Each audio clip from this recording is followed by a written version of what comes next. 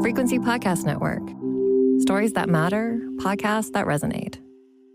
One of the absolute best things about hosting this podcast for the past 6 years has been learning about little corners of this country and little stories that I never knew existed, wasn't taught in school, never read about them in newspapers, until all of a sudden, a long simmering conflict that barely anybody knew was happening comes to an end. Today, I wanted to share with you, from a couple of years ago, our story on a tiny little island and a war that was fought with bottles of whiskey. Enjoy. You may not be old enough to remember this, but once upon a time, our very own peaceful nation of Canada was standing toe to toe with the Kingdom of Denmark, fighting for land, unwilling to give up an inch, a rock, or an island. It was a dangerous time. The world was on tenterhooks. After all, who knows what happens if you push Canada or Denmark too far? But finally, after nearly 50 years of geopolitical tension, what had come to be called the Whisky War came to a peaceful end. A nearly 50-year conflict over this tiny island now resolved. Clearly what we're showing today is that you don't redraw boundaries through the barrel of a gun. That was back in June of this year. Hans Island, so long fought for. Metaphorically speaking anyway, nobody actually fought. By each of these two nations was divided down the middle, and the world could rest easy. This is the story of that decades-long conflict. Again, conflict is metaphorical. There were no actual shots fired or anything. Its resolution, and what a peaceful end to an Arctic border dispute means for the future of the global North. Because while the story of Hans Island is lighthearted and warm, the future of Arctic territories in the climate age is very much not.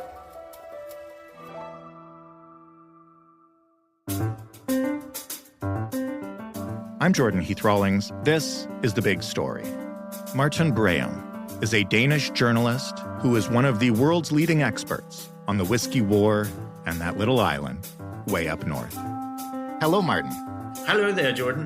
Why don't we begin with the island in question? Can you just tell me about Hans Island? Like, where is it? What's it like there? It's very hard to describe. It's very, very far away. It's the way north of any human settlements in Greenland.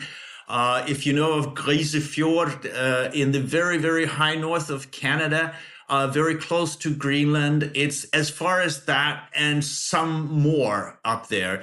It's in a very narrow strait between Greenland and Canada. This strait is only 35 kilometers wide, and the island is smack in the middle there. So it's basically embraced by sea ice most of the year. Sometimes there's open water around it. I happened to be there in 2018 on a scientific expedition that was in the neighborhood, so to speak.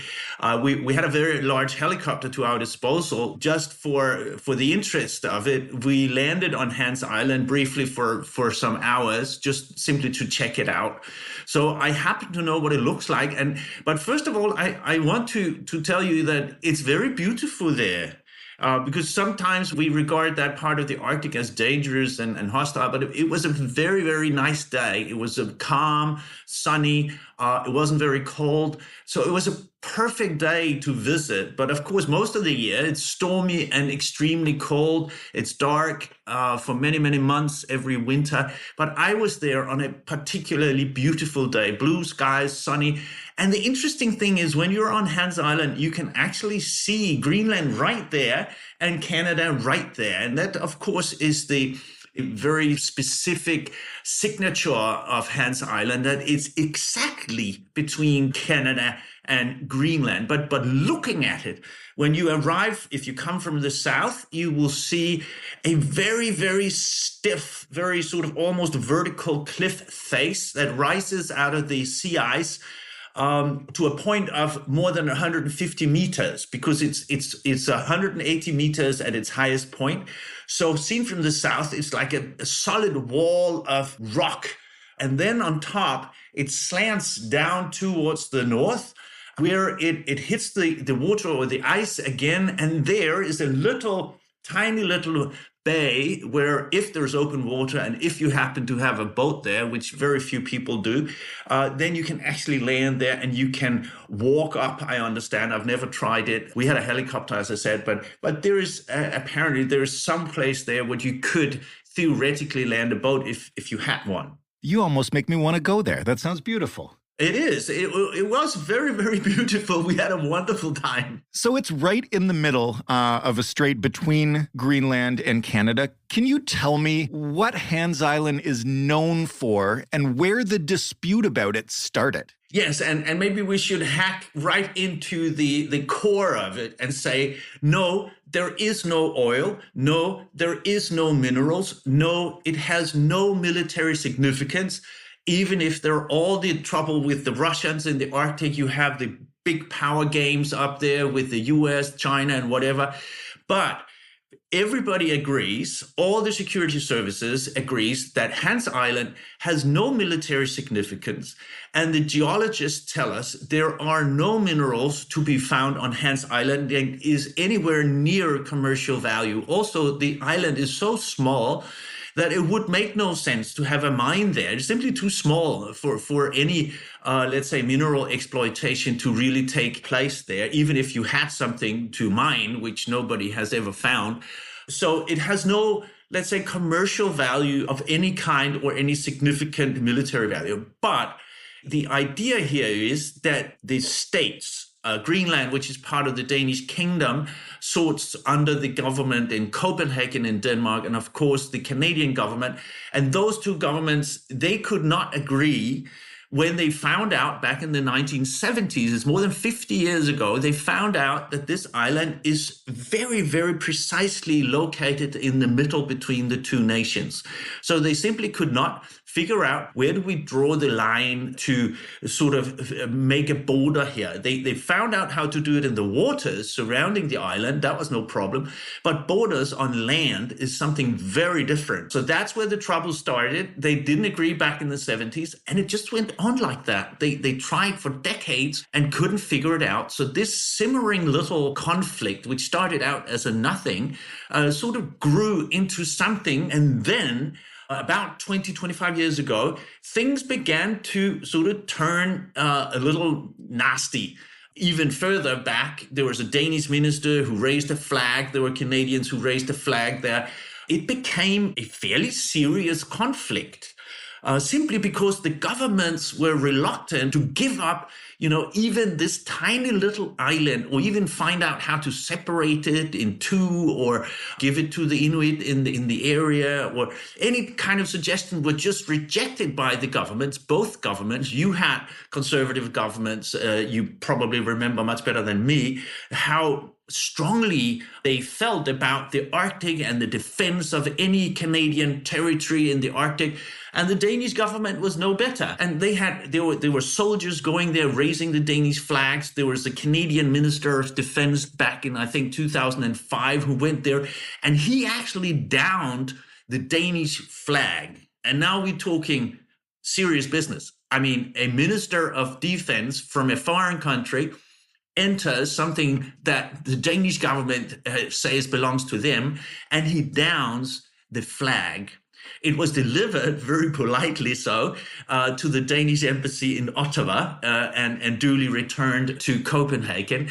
But that was sort of, now things got pretty nasty at the time. And what happened, because we are civilized countries, of course, the ministers of foreign affairs got together. They were coincidentally at the same time in New York for some meeting there. So they sort of met and said, hey, let's stop this nonsense. And since then, there has been no flags there, no sort of national posturing, but the conflict was still there. So another 25 years or so, or more than 20 years, went past, and now we're, at the point we're at now.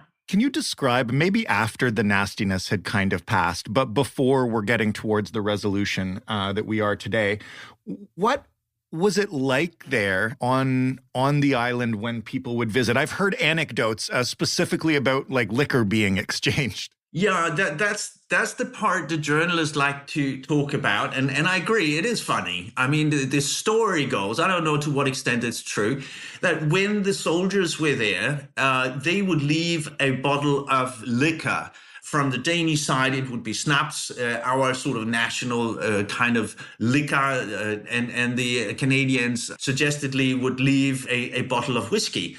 And so it came into being in the media, at some point it was nicknamed the Whisky War, which of course I think to a certain degree signifies the level of conflict here would never get out of hand, of course, because these are civilized nations. But to me, this conflict represents also something we should take quite seriously, that we are not immune to the material, the kind of sentiments that drive other nations into war.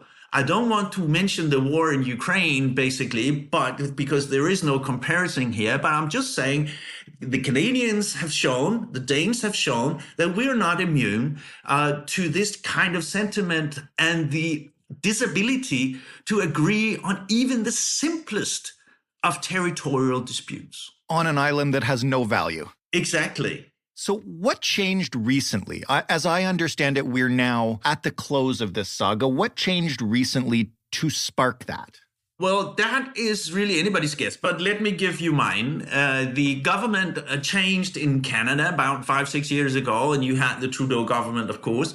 They have not had the same very defensive approach to any kind of territory in the Arctic. That's not, as far as I understand, has not been a political issue. Likewise, we have had a change of government in Copenhagen, and the two governments now, we have a social democratic government in Copenhagen that is, let's say, on the same line as the Trudeau government. They have the same value-based kind of foreign policies and so forth. So I think there was a political window of opportunity here, and the diplomats got together and they simply said, let's try and do it. Let's try and sit down and see if we can work something out. And it also squares into the geopolitics of the Arctic, that if you can show that we can settle a territorial dispute by legal means using international law, that will be a signal to Russia, look, it can be done. We should remember there is a conflict coming, or at least a conflict of interest coming up in the Arctic Ocean closer to the North Pole, where Canada, Russia, and Denmark disagrees on who owns the rights to the seabed. And here we're talking massively larger parts of the seabed. A very, very, very, very gigantic part of the seabed in the Arctic Ocean has to be settled. The ownership to the rights there has to be settled sometime in the future. So there is a signal sent here by the government simply by closing this conflict over Hans Island, which includes also, it's not only Hans Island, it's connected to the actual maritime border between Canada and Greenland, which has also been settled now. And that is the longest maritime border in the world. We're talking close to 4,000 kilometers of maritime border, which has now been finalized alongside the conflict over Hans Island, which is now over.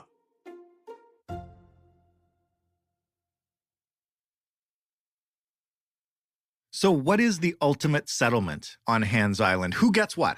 Basically, Canada gets half, Greenland/Denmark gets the other half. Very, very simple. So after all that, after 40, 50 years, they just drew a line down the center of the island. Yes, exactly. It's not a straight line as such, because the diplomats agreed we will use not a straight line, but we will follow international norms and we will follow sort of a natural phenomena. It's not a river. It could be a river. It could be a mountain range. Here they chose, there's sort of a rift that goes almost smack, in a straight line, but not quite a straight line across the island. And what they've also accomplished by following this rift is that the little bay I mentioned, the only landing place on the island, will be split in two. So basically, Canada has the right to the same bay as the Greenlanders, the Danes have. And of course, they will just use the bay as if it was anybody's bay. In the real world, this border doesn't mean a thing. Right. There is nobody who uses this island for anything, but the government in Canada is happy. They can claim we got half, Denmark got the other half. And there are some very, let's say, subtle details, because they also managed in the same deal to draw a line down in the Labrador Sea, south of Greenland, close to Canada. And there might be valuable minerals and oil on the bottom of the ocean. So that was a very, very fine cut deal down there as well. And apparently both governments got what they wanted there. Both governments got what they wanted basically on Hans Island. And somehow a compromise was worked out here, so everybody's happy. And now I said the island has no value, and we should, of course, remember it has a lot of value to the people who live in the region. There are very few people who live there, but those who do, of course, regard the island as part of Inuit territory.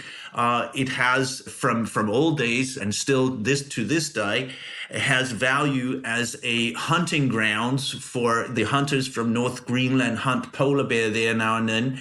So it's not in that sense not of value to the locals. Obviously, it has some value, and it's especially the uncertainty of living in an area with no precise border has had some impact over the years, and now that is gone. Well, I'm glad you mentioned the Inuit, because I wanted to ask you about their role in this process and ultimately leading to this settlement. But as I understand it, Canada has the Inuit to thank for most of their territory in the Arctic. Well, so does Denmark. You are much more of an Arctic country than Denmark. Denmark is 4,000 kilometers away from the Arctic. We are only an Arctic nation because Greenland belongs to the Kingdom of Denmark. Hans Island has nothing to do basically geographically with Denmark. It's a Greenlandic island. And the Greenlandic government, the self-ruled government, the sort of a semi-autonomous government in Nuuk, the capital of Greenland, has been deeply, deeply involved in the negotiations with Canada. It's been sort of a tandem ride between the diplomats from Copenhagen and Nuuk. They have coordinated their views and priorities before any talks with your government. How it works on the Canadian side, I have no idea, so you'll have to ask them. But on the Danish kingdom side, it's been a very, very close collaborative process. And we should remember here that one of the results of the deal, in the actual deal between the government of Canada and the Greenlandic and the Danish government on the other side, there is also mention of a potential greater Inuit control, not only over Hans Island, but of larger parts of that whole region up there in the very far north. So there's an opening here, a diplomatic opening, both by the government in Ottawa and that in Copenhagen, that if the Inuit in Canada and Greenland get together and say, we have ideas on how to manage, let's say, fish stocks, game, hunting, other resources in the area, we would like to suggest the following so that we take more control over the area, regardless of what they say in Ottawa and Copenhagen. Well, in the deal, it says the governments will be willing to discuss such future potential Inuit control solutions to other, let's say, regulatory issues in that region. So that might be basically the real deal here that throws us into a future where the Inuit take greater control of what happened to be for thousands of years before we even thought of borders, Inuit land. That would be really impressive to see. I will hold on for a second on congratulating those governments for doing that until they actually... Yeah, no, Jordan, I think that's very, very wise of you to be reluctant to buy this wholesale, because I should specify that what I've just said about Inuit control and the governments being open for this type of dialogue, it's all in the sort of non-binding clauses in the preamble to the actual binding legal deal. So yes, we're talking of promises, wording, promises of dialogue and so forth, but nothing binding on the governments. I mean, I will just say that's very typical of how this Canadian government, or all Canadian governments, have dealt with Indigenous people. So, yeah, lots of promises to listen and discuss, and no concrete handing over of any land just yet. I want to ask you, before I let you go, you mentioned earlier when we were talking about water borders versus land borders, that land borders are ultimately just much harder to figure out and achieve. So what does it mean now that Canada shares a land border with Europe? This is our first one, I believe, probably our last. What are the implications of that? Well, on the interesting legal side, this also means, if you look at it from our side, this is a European border to Canada, which means that the European Commission in Brussels is actually involved, because this is part of Schengen, which is the area where Europeans can travel principally without any passport control and so forth. So principally, this is a European border. And I know there are negotiations, the Commission in Europe, in Brussels, has to accept that there is no border control there. I think that will be, let's say, a no-brainer, even in Brussels, that you don't have to have passport control and armed guards there. So it is a European border to Canada, as you say. This is a novelty. I don't think it will cause any practical problems, but from a legal side, yes, there are issues to be resolved here. And again, to me, this means also we have to start learning that the Arctic is, let's say, no special place. It's a place where all political, let's say, agendas and priorities now count. We have to remain cognizant of the need for maintaining peace and tranquility in the Arctic, also in those parts that we have usually regarded as basically uninhabited almost, or at least very, very sparsely inhabited. Those areas, let's say, it's no refuge from world politics anymore. So let's regard the border on Hans Island as a reminder of our own vulnerability, our own sentiments, the fact that we're not immune to territorial disputes over very little. Our sentiments are not different from any other nations. So in that sense, I think the border and the fact that it's Canada's border to Europe, it's Europe's border to Canada, and it's a land-based border, should remind us of the new status of the Arctic, the new importance of the Arctic for world politics. Well, you segued perfectly into the last thing that I wanted to ask you about, which is the big picture. You know, this island is a tiny one. The resolution was peaceful. That's great. You've already mentioned a potential seabed conflict with Russia. And again, I might get this wrong, but as I understand it, more areas of the Arctic will become accessible as the climate crisis continues.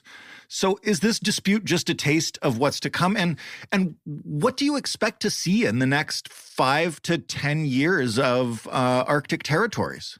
Well, the world has changed, of course, with the war in Ukraine. It's very hard to predict what the Russian government will do and not do in the future. But let's not get excited too early. The Russian government has so far shown no desire to solve the conflict or the conflict of interest over the borders in the Arctic Ocean, north of Greenland and Canada, in other than legal, peaceful ways. That said, the Arctic is very important to Russia. Also, the seabed in the Arctic Ocean, the North Pole, plays a symbolic role. So Russia will do a lot to win the rights to the seabed in the Arctic Ocean, up close to the North Pole, which is, of course, disputed by Denmark and Canada. So we have a long process of negotiation ahead of us. The UN is involved. They have a special committee for solving such issue, and Russia subscribes to the rules of the game. So does Canada, so does the Kingdom of Denmark. So let's assume that the conflict will remain a simple diplomatic conflict of interest that will be resolved by legal means. But that said, we are, of course, entering a new period of Arctic politics where nobody really knows what's happening, because Russia has shown itself as very, very unpredictable, to say the least, through the illegal invasion of Ukraine. So I think the jury is out. We still don't know how the conflict in the Arctic Ocean over the borders on the seabed at the North Pole will be resolved. But all signs so far are that Russia still subscribes to peaceful means in the Arctic Ocean, as they have done over many years. So I'm remaining optimistic, but also cautious, of course, based on what's happening in the Ukraine. Martin, thank you so much for this. I really feel like I learned a lot. Well, I hope this was useful. It was a great pleasure to be on your program. Martin Braham, Danish journalist, expert on the Whisky War. That was The Big Story. For more, head to thebigstorypodcast.ca. Find us on Twitter at TheBigStoryFPN. Email us hello@thebigstorypodcast.ca. And of course, call us 416-935-5935. This episode of The Big Story was produced by Rachel DeGasperis. Thank you for listening. I'm Jordan Heath Rawlings. It's so good to be back, and we'll talk tomorrow.